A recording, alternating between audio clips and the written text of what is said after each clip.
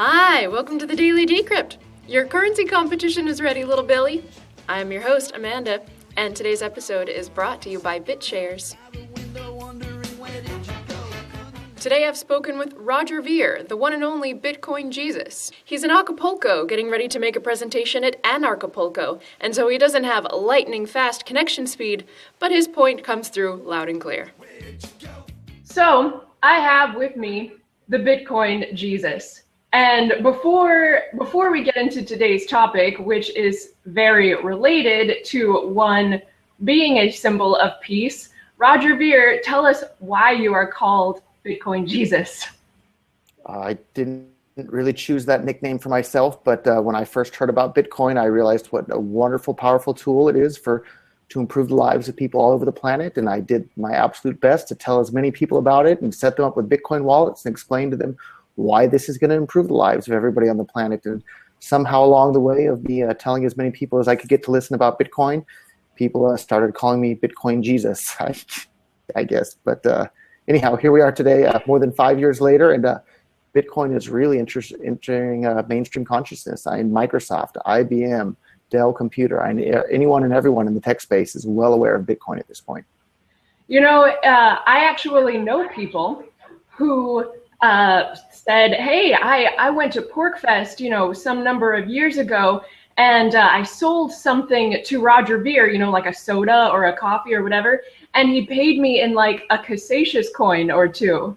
And like fast forward all these years later, they now have like $2,000 worth of Bitcoin in Casasius coins from you buying a cup of coffee from them. So I know that they probably appreciated that very much, your evangelism.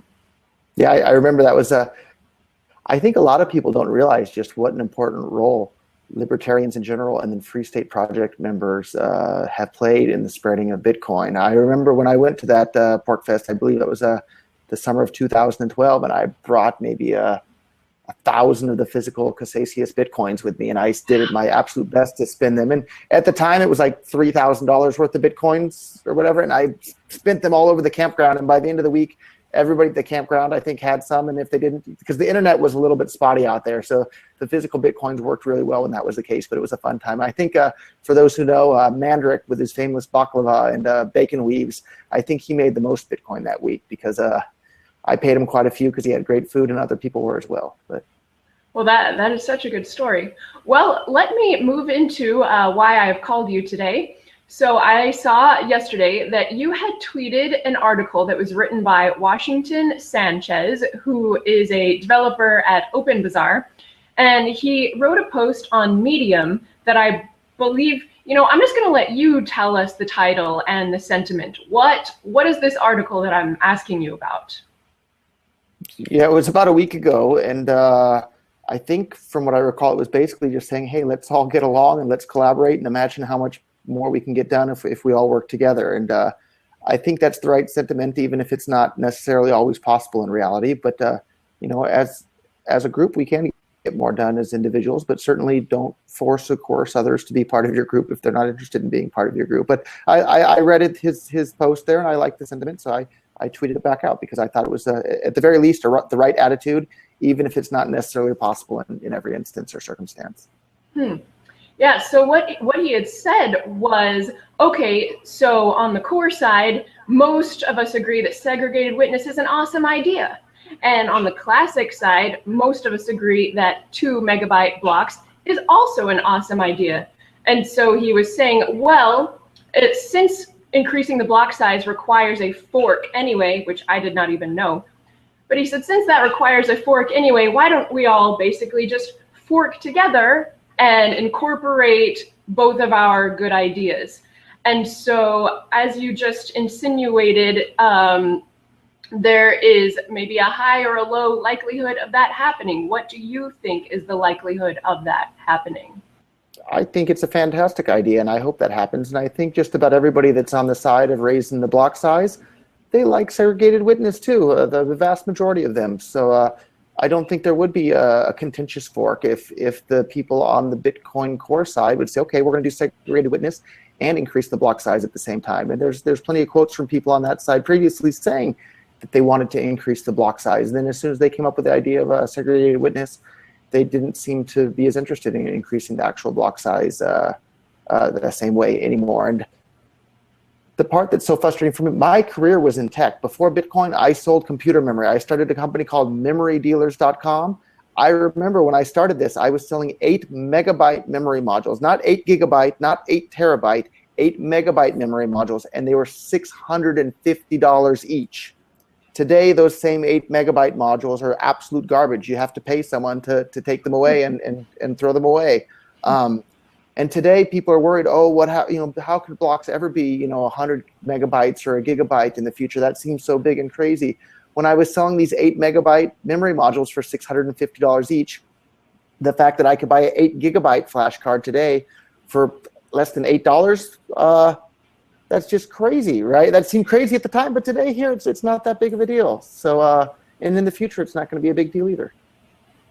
Well, I know that there are many who would agree with you, and it will be, of course, very interesting to see how things play out, which leads me to ask, okay, so Bitcoin arguably can be viewed as the first technological innovation to really give people an idea of how all the things could be decentralized. And so it's really just a surprise after a surprise to see how we humans are reacting to this totally new thing, which is where hey, nobody's in charge, but everybody's individual action certainly exerts influence. What would you say has surprised you most in this new decentralization of all the things? I think the variety of new ways that people have figured out how to use this technology is the most surprising. When I first got excited about Bitcoin, it was simply on the monetary side. This was a tool to separate money from state and give people 100% complete control over their own money. And I think that's still incredibly exciting and incredibly wonderful for the world. But now people are figuring out how to do all sorts of other amazing things that are good for the world with this same technology. So I guess the thing that surprises me the most is what a wide variety of things people are figuring out how to do with this technology. And they're figuring out, more and more every week, it seems like. So what an exciting time to be alive and to be a part of this. We had the Industrial Revolution previously. Maybe we're in the midst of the blockchain revolution right now that's going to change the way all of society works. It's sure seeming like that. Speaking of alternative applications, I suppose this is still a currency-based application, but I would like to hear a bit more about your website, Bitcoin Bounty Hunter, because that, I think, is just interesting. And tell us about it. Yeah, so it all started, a year and a half ago or so. Some bad person with a bad set of morals on the internet contacted me and said that he was going to send the SWAT team to my parents' house and have them held at gunpoint by the police by lying to the police that there's a hostage situation or whatever, and was threatening to do all sorts of bad things to me and my family, was threatening to plant drugs in my suitcase and get me arrested for that, and just all sorts of crazy bad stuff. Unless I paid them $20,000 in Bitcoin, then they promised that they would leave me alone. But of course, people that are willing to threaten and extort people like that, why would I trust this person to leave me alone if I were to pay him? So rather than pay this person the money, the $20,000 that they were demanding in Bitcoin, I set up a website called bitcoinbountyhunter.com and offered the exact same amount, $20,000, for information that leads to the person's arrest and conviction. And one of the really exciting things that's going on with that website now is there's multiple different bounties from people that have committed crimes arrested. And one of the ones was DDoS for Bitcoin, who was a bad guy that was going around threatening all sorts of people.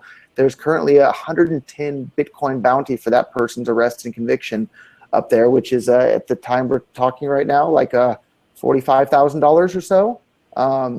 And the person was arrested maybe a couple weeks ago now. And we're waiting for the trial or the plea to happen, but it's really, really exciting. And I've emailed back and forth a bit with the person that turned the criminal in, and I emailed back and forth a little bit with the arresting police agency. And the guy said very clearly it was the bounty that motivated him to turn in this guy, whereas if there wasn't a bounty, maybe he wouldn't have knocked out his friend or associate or whatever their relationship was. But I'm keeping a close eye on that, and I think that's really exciting that it looks like the first arrest has taken place directly because of this bounty. Wow. Well, incentives do indeed work. They sure do, as we see in the free market with all sorts of things. My goodness. And in addition to BitcoinBountyHunter.com, which has just successfully outed someone who was DDoSing people, as you say, you also compete quite effectively in the media space. You purchased and began running the outlet Bitcoin.com, which is not only news, but you also have forums there. You hosted, I believe it was being called the world's largest AMA ever. And then you started a subreddit, the RBTC subreddit. So tell us a bit about your motivations to begin competing in the news and media space as well. I kind of got thrown into that one again, to be honest. So I wound up in control of Bitcoin.com and had less Bitcoins because of it, but that was okay. But initially I had tried to partner with a couple of different businesses and wanted them to run it and manage it because it's an incredibly powerful tool for new people that are brand new to Bitcoin and don't understand that there is no official Bitcoin CEO or no official Bitcoin website. All these people that hear about you're Bitcoin not the CEO of Bitcoin? I'm not, and there is nobody, and I know you know that, but lots of people that are new to Bitcoin don't realize that, and lots of these people, they hear about Bitcoin in the news somewhere and they head right on over to Bitcoin.com because they just assume that must be the official website for the official Bitcoin company. And so what I'm trying to do now is build a website that's really, really useful to these people who are brand new to Bitcoin to figure out what this is all about and why it's important to them in their lives and how it's useful for them in their lives. And then I also want it to be useful to people who are, dealing with Bitcoin all day, every day, and know that, they already are very knowledgeable about it because we have news for those sorts of people. We have forums. We have something that I've been trying to launch for like 2 months now. And as soon as I can get an EV SSL certificate for an Onion domain, we'll launch that. But I'm having a bit of trouble putting pressure on either DigiCert to do that or Dun & Bradstreet to list something as simple as a phone number on a corporate registration thing they keep track of. But that's a whole other complaint. But we have lots of exciting stuff in the works at Bitcoin.com. So we have quite a team that's developed, that's working on it full time. We have a bunch of price charts that just launched recently. We have lots and lots of stuff. So check back all the time. There's tons of stuff happening over there all the time. So Bitcoin.com. I think a lot of people that are experienced in the Bitcoin space maybe aren't really fully aware of that website yet and all the stuff that we have over there. But we have lots of great things. So go over there and start clicking around. There's lots of stuff, and there's new stuff being added just about every day. All right. Well, I want to shift gears momentarily to perhaps something that more people associate with your persona as Bitcoin Jesus, which is to say that you have remarked several times in the past and even made comments on well-publicized documentaries, such as the VPRO documentary, that you believe that Bitcoin and cryptocurrency has, if mass adopted, has the power to end war. Why do you believe that? So people are always going to fight and argue and be upset with other people. But if you look around the world, the number of, average Joe murdering some other average Joe, yeah, that happens sometimes. But that's nothing compared to wars waged by government where they drop nuclear weapons on people, where they round up people by the millions and send them off to concentration camps, where they intentionally give blankets infected with smallpox to other people to kill them. Like, these are government programs doing this sort of thing.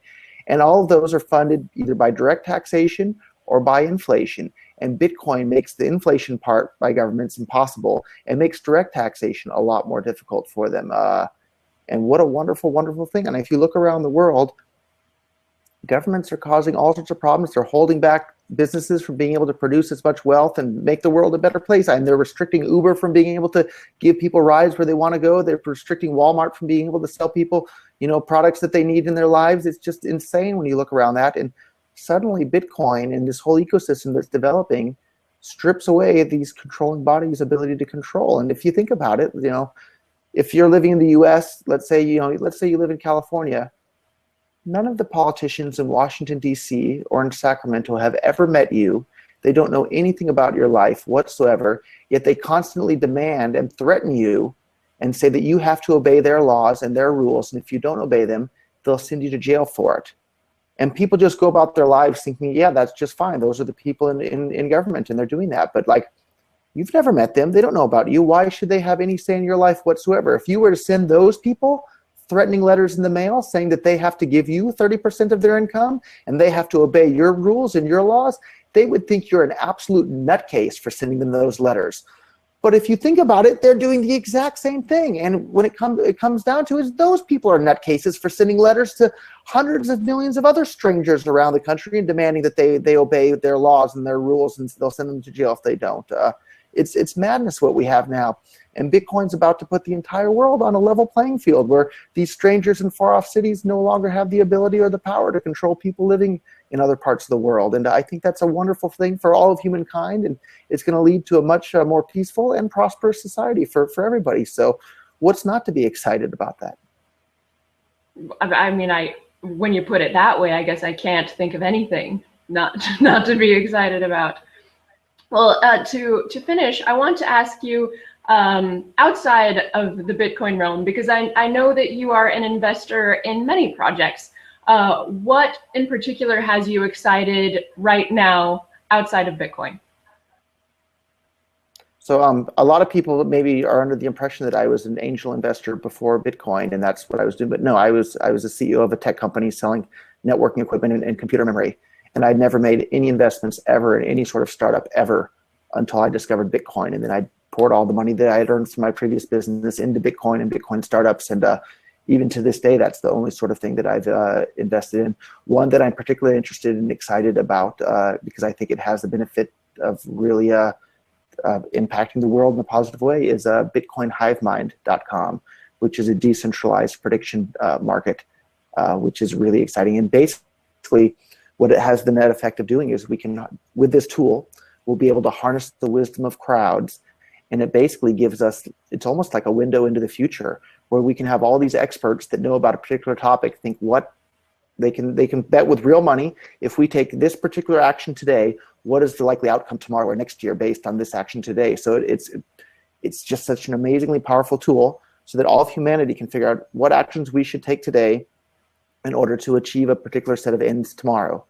And nothing like that's been allowed to exist before. People tried to set up things like that. There were companies like InTrade and this and that, but governments really didn't like that sort of thing because not only can they be used as a window into the future where you can see what's going to happen, they can also be used as a tool to affect the future as well. And governments want to be in control of everything and have a tight grip on it. But what an exciting technology. So for people that are just hearing about that or interested in this, take a look at BitcoinHivemind.com. I think that's really exciting. And another one I just love because it brings new people to Bitcoin all the time is Purse.io. You can get 20 or 30% off every single purchase at Amazon.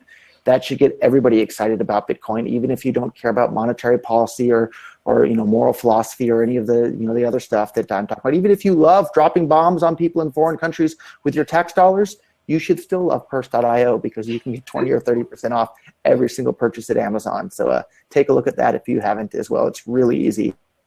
Purse.io is the website for that.